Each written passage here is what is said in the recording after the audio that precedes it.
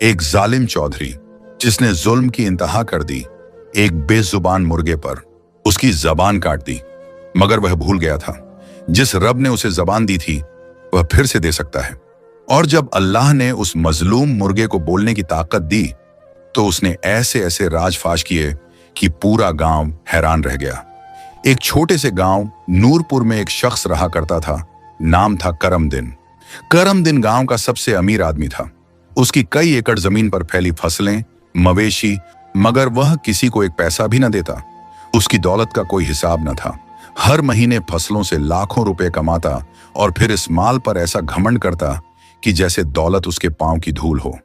वह हमेशा कहता, मैंने मेहनत की है, अल्लाह का शुक्र जरूर, मगर यह सब मेरे दिमाग और जोर बाजू का नतीजा है।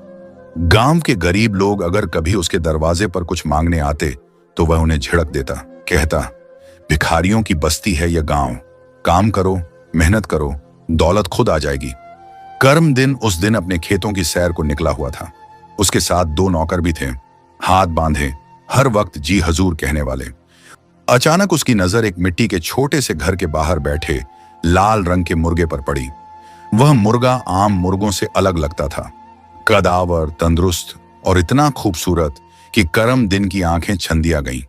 मैंने जिंदगी में ऐसा मुर्गा नहीं देखा। करमदिन बड़बड़ाया, फिर तुरंत अपने नौकरों से बोला, इसे पकड़ो और तुरंत हवेली ले चलो, अब यह मेरा है। नौकर तुरंत लपके और बिना कुछ सोचे मुर्गा पकड़ लिया। अभी वे वापस मुड़ने ही लगे थे कि झोंपड़ी के दरवाजे से एक ज्यादा उम्र वाली औरत कांपते कदमों से बाहर निकली। वह कांपती आवाज में चीखी, अरे रुको, वह मेरा मुर्गा है, अल्लाह का वास्ता है, वापस कर दो। करमदिन ने बूढ़ी औरत को तर्श लहजे में कहा, मुझे यह मुर्गा पसंद आ गया है और मैं इसे ले जा रहा हूं। तुम मुझे रोक नहीं सकती, तुम जानती नहीं हो कि मैं कौन हूं। बूढ़ी औरत कांपते शब्दों में बोली, बेटा, किसी की चीज नाहक लेना बहुत बड़ा गुनाह है, तुम ये जुल्म मत करो, अल्लाह सब कुछ देख रहा है। मगर करमदिन का दिल पत्थर हो चुका था। औरत जैसे ही आगे बढ़ी कि अपने हाथों से मुर्गे को वापस ले सके, करमदिन को गुस्सा आ गया। उसने न सिर्फ इनकार किया बल्कि गुस्से में आकर हाथ से बूढ़ी को जोर से धक्का दे दिया। औरत के फटे पुराने कपड़े, कमजोर शरीर और गंदे कपड़ों से करमदिन को घिन आ रही थी। धक्के से वह कमजोर बढ़िया पीछे गिरी और उसका सिर करीब पड़े एक नोकले पत्थर से जा टकराया। एक पल के लिए जैसे सन्नाटा छा गया, फिर धीरे धीरे उसके माथे से खून बहने लगा। करमदिन और उसके आदमी साखत खड़े हो गए, मगर करमदिन का दिल नहीं कांपा। उसने ठंडे लहजे में कहा, इसे उठाओ, जंगल में फेंक आओ, लोग कहेंगे बढ़िया थी, मर गई, किसी को कुछ पता नहीं चलना चाहिए। नौकर चुपचाप उसके हुक्म पर अमल करने लगे। औरत की लाश, जो एक पल पहले इंसाफ मांग रही थी, अब जंगल में बेकफन बेबस पड़ी थी।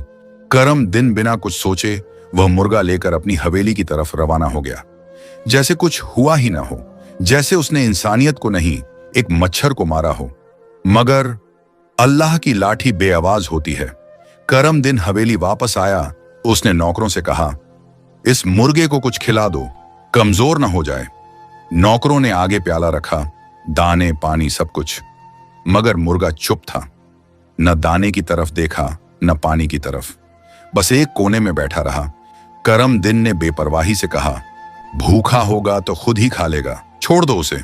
फिर एक पिंजरा मंगवाया और मुर्गे को उसमें बंद करवा दिया। उसके बाद खुद आलीशान हवेली के बड़े नरम बिस्तर पर जाकर सो गया। मगर अगली सुबह कुछ अजीब हुआ। सुबह का वक्त था और फज्र की अजानों का वक्त शुरू हो चुका था। गांव की मस्जिद से हल्की आवाजें आ रही थीं, लेकिन इस दिन करमदिन की नींद एक और आवाज से टूट गई। पिंजरे में कैद मुर्गे ने अजान देना शुरू कर दी थी। वह चौंक कर बिस्तर से उठा, उसके माथे पर बल आ गए। यह क्या अजियत है, यह कैसा शोर है?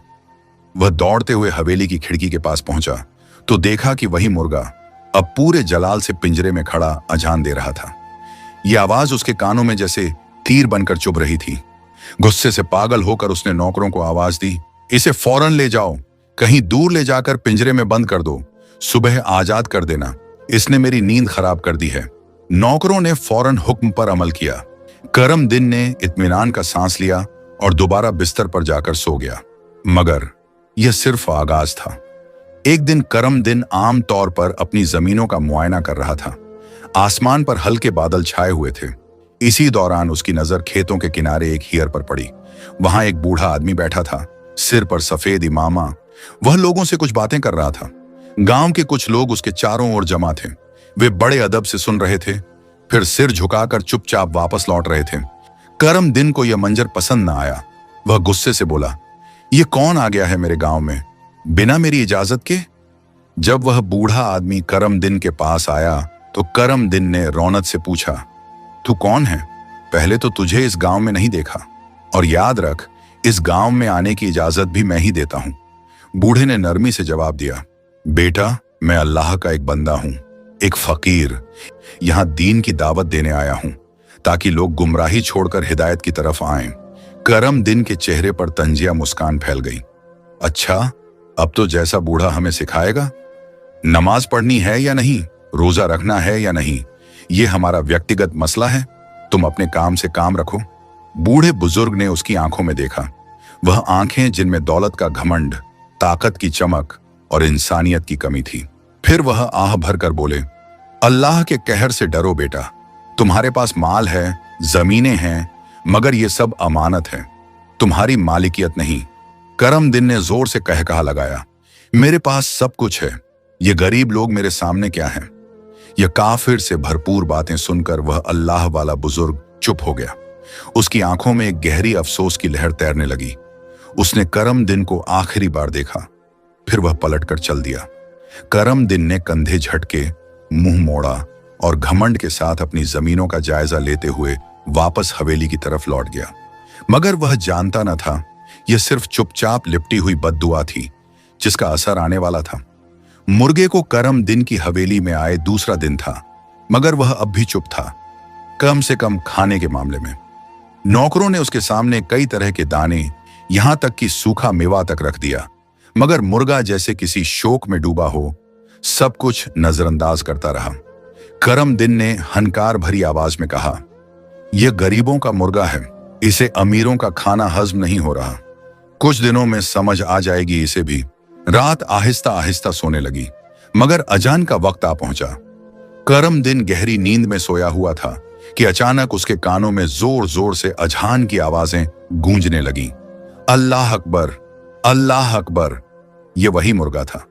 वह किसी न किसी तरह पिंजरे से निकल आया था और अब हवेली के अंदरूनी हिस्से में उसकी नींद, चैन और घमंड तीनों कांप गए।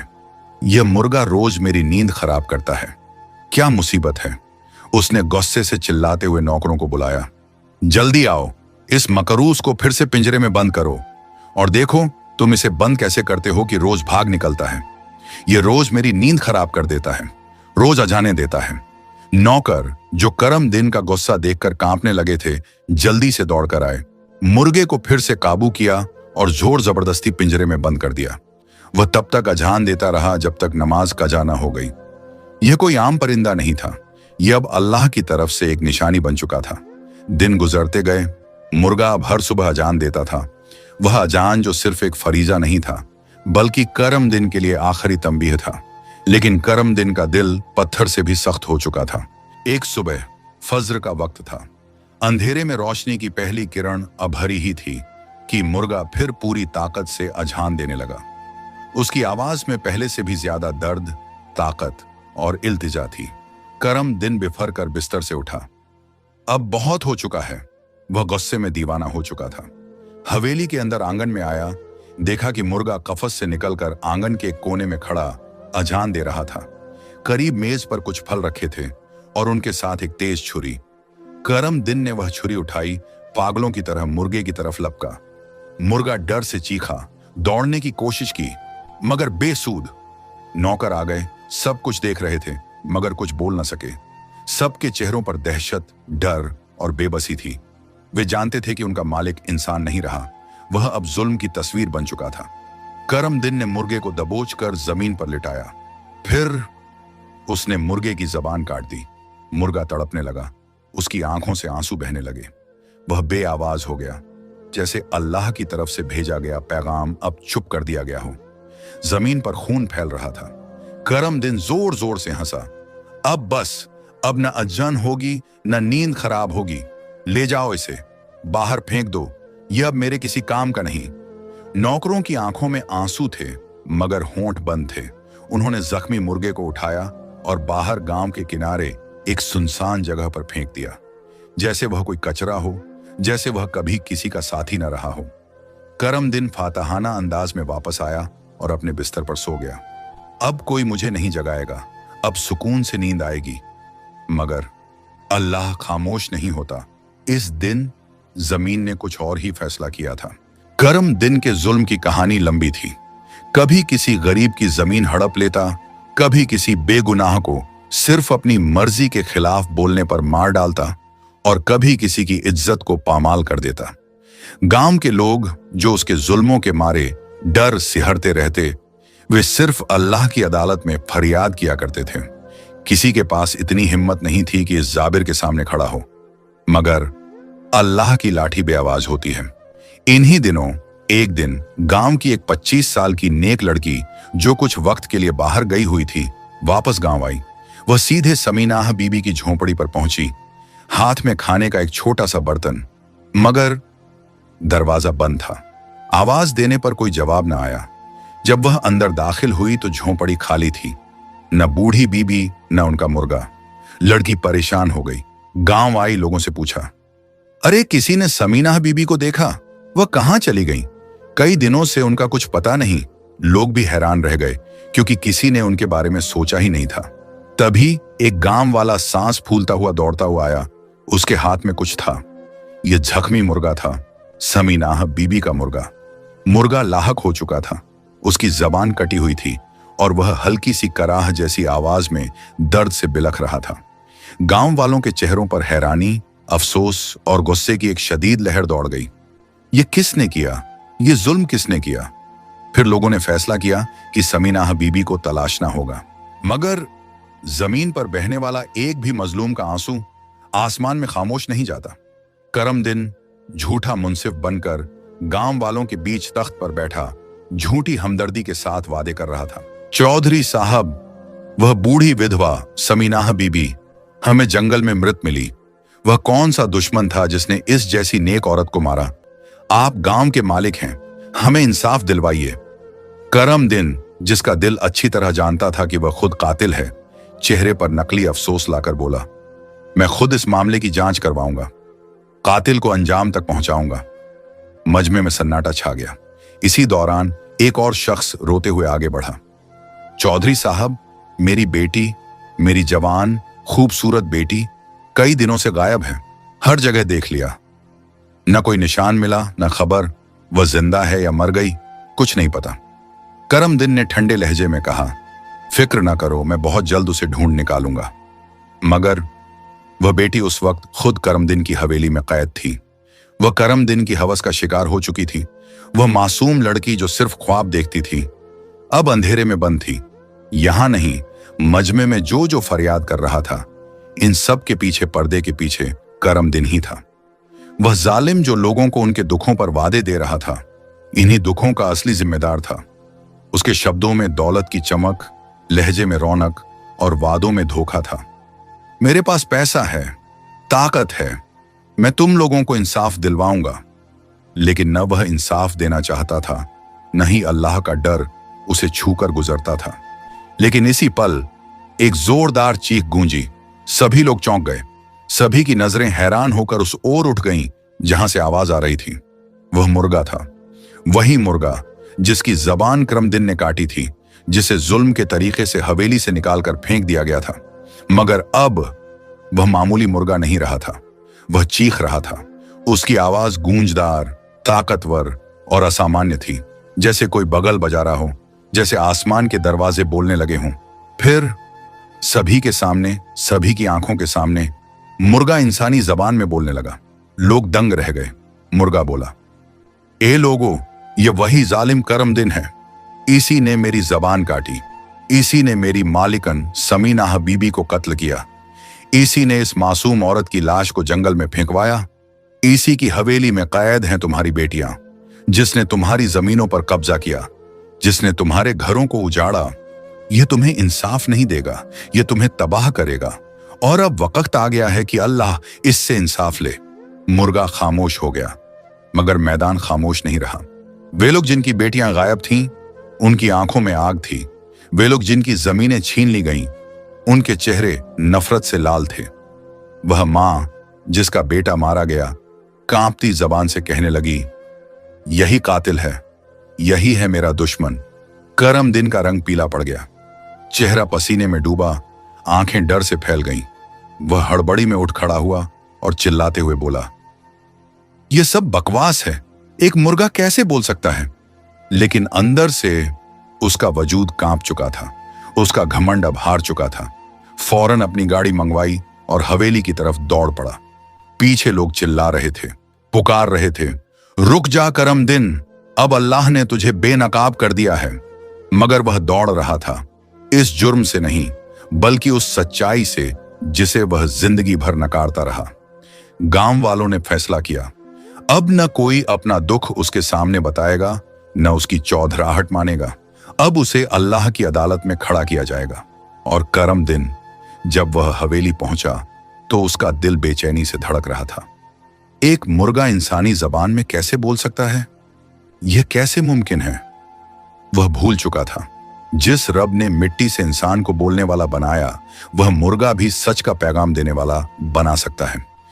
अगली सुबह जब सूरज उगने लगा, गांव वाले अपने कामों में लगे थे, मगर अचानक एक डराने वाली खबर ने सबको सन्न कर दिया।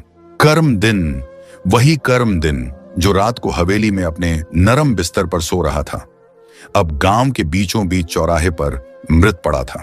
कोई नहीं जानता था वह वहां कैसे पहुंचा, मगर जो कुछ सबने देखा उसने सबके रोंगटे खड़े कर दिए। उसकी लाश पर सांप रेंग रहे थे, लंबे, खौफनाक, सरसराते सांप, जैसे वह अल्लाह के गजब और गजब की निशानी बनकर आए हों। उसके चेहरे पर दर्द के निशान थे, आंखें डर से फैली हुई और शरीर से ऐसी बदबू आ रही थी जैसे वह कई दिनों की सड़ी लाश हो। लोगों ने चेहरे फेर लिए, कुछ ने आंखें बंद कर लीं, कुछ तौबा करते हुए पीछे हट गए। ये मंजर किसी भी जालिम के लिए कयामत से कम न था। बस उसके कुछ नौकर थे जिन्होंने बड़ी मुश्किल से एक गड्ढा खोदा और इस बदनसीब को उसमें दफन कर दिया। न कफन, न जनाजा, न कोई दुआ। वह शख्स जो खुद को सबसे ऊपर समझता था, अब एक आबरत का निशान बन चुका था। और इस तरह करम दिन की कहानी खत्म हुई, लेकिन उसकी आबरत गांव के हर दर और दीवार पर लिख दी गई। लोग अब अपने बच्चों को सुनाते, देखो घमंड का अंजाम कैसा होता है।